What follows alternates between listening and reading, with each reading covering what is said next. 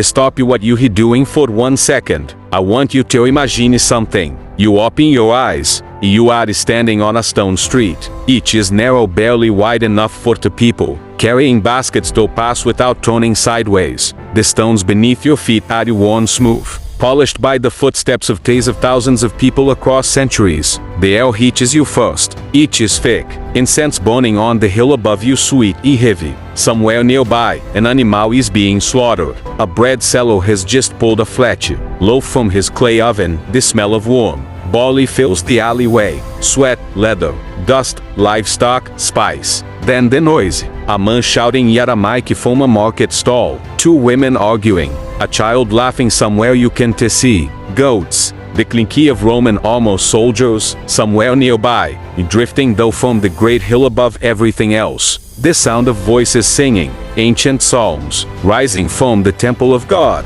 filling the whole city like a smoke. You are in Jerusalem. The year is somewhere close to 33 direito, and the city is unlike anything that has ever existed before it or since. This is not just any city. This is the most spiritually electric, politically dangerous, humanly vivid city on earth, where the holiest place in the Jewish world sits inside an occupied territory controlled by the most powerful empire in history, where the rich live in marble mansions and the poor beg fora denarius at the city gates, where pilgrims from Egypt, Rome, and Babylon crowd the streets every Passover, and where a man from a small town in Galilee is about to walk in and change everything. Stay with me, because today, we are going inside. First you need to feel the city. Jerusalem was built on hills. Two main ones, the eastern ridge dominated by the Temple Mount, the western ridge crowned by the palaces of the wealthy. Deep valleys dropped away on three sides, the Kidron to the east,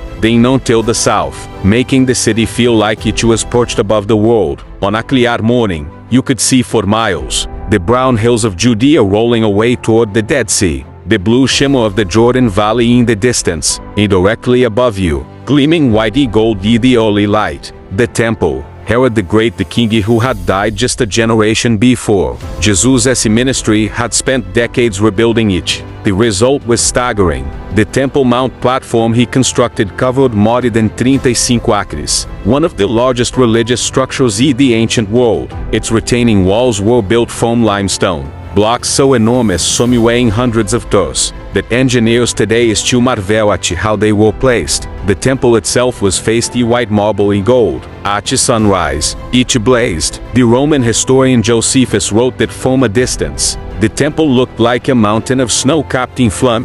First chimney visitors stopped. Their mouths fell open. There was nothing like it. There had never been anything like it. The city below the temple was dancing layered. Perhaps 50 to 80 people lived there permanently, enduring the three great pilgrimage festivals, Passover, Shavuot, and Sukkot. That number may have doubled or tripled, 100,000 pilgrims or more, crowding into a city built on two hilltops. Every courtyard rented each, every flat roof covered with sleeping visitors, every alleyway smelling of cooking fire in unfamiliar languages. The streets were paved with stone, not the broad Roman avenues you see in Rome. These were narrow, winding, climbing. Some streets were so steep they had catch steps into them. Others were barely wider than a man's arm spread wide. You turned a corner and found a market. You turned another and found a synagogue. You turned another and found a Roman soldier leaning against a wall, watching everything with flesh, professional eyes. This was Jerusalem, chaotic, layered, alive, beautiful, and terrifying at the same time. The city woke before the sun.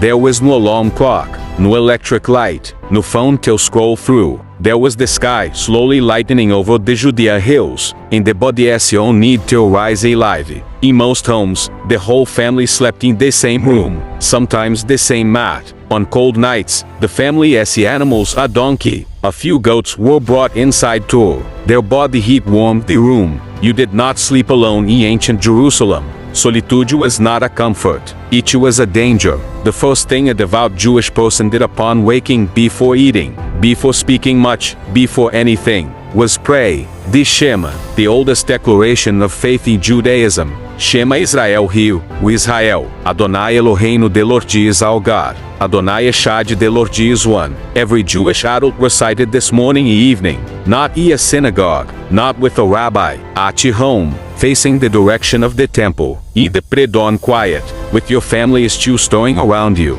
This was the rhythm of life. Not prayer as a Sunday obligation. Prayer as breathing. Prayer as the beginning and end of every day.